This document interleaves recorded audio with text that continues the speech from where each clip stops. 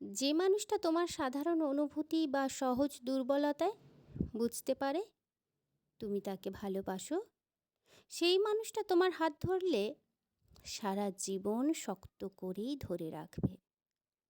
আর যে মানুষটিকে বারবার বুঝিয়ে দিতে হয় তোমার অনুভূতির কথা, সেই মানুষটা তোমার হাত ধরলেও প্রয়োজন বা আবেগ ফুরিয়ে গেলে একটা সময় তুমি তার কাছে বোঝা হয়ে যাবে।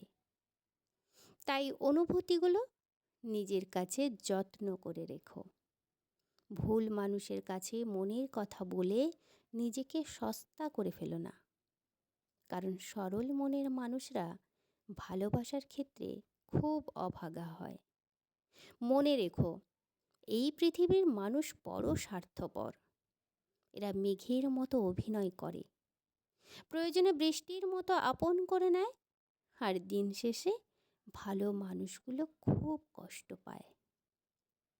বুঝতে শেখো, কে প্রয়োজনে প্রিয়জন হতে চায় আর কে পাশে থাকতে চায়।